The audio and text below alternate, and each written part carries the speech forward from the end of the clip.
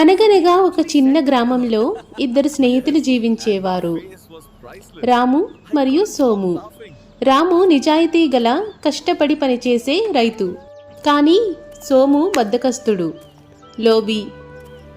ఒకరోజు రాము పొలంలో మంచి పంట వచ్చింది. ఇది చూసి సోము ఇలా అన్నాడు, రాము, మనిద్దరం కలిసి నా పొలంలో పనిచేద్దాం. పంట వచ్చిన తర్వాత లాభం సగం సగం చేసుకుందాం.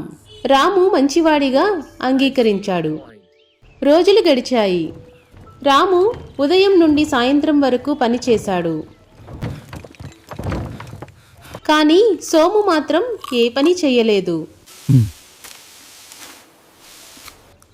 పంట పండిన తర్వాత సోము ఇలా అన్నాడు, నేను ధాన్యం తీసుకుంటాను, నీకు గడ్డి సరిపోతుంది కదా అన్నాడు. రాము ఆశ్చర్యపోయినా ప్రశాంతంగా అంగీకరించాడు. తరువాత సీజన్లో రాము ఇలా అన్నాడు, ఈసారి నేల కింద పెరిగేది నాకు, పైభాగం నీకు అని అన్నాడు. సోము మళ్ళీ తెలివిగా గెలుస్తాన్ని అనుకున్నాడు. కానీ ఈసారి రాము బంగాళదుంపలు పంట వేశాడు.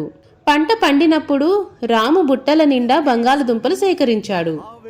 సోము చేతిలో మాత్రం ఎండిపోయిన కాండాలు మాత్రమే మిగిలాయి. సోము తన లోభం వల్ల తప్పు చేశానని గ్రహించి రామును క్షమించమని అడిగాడు.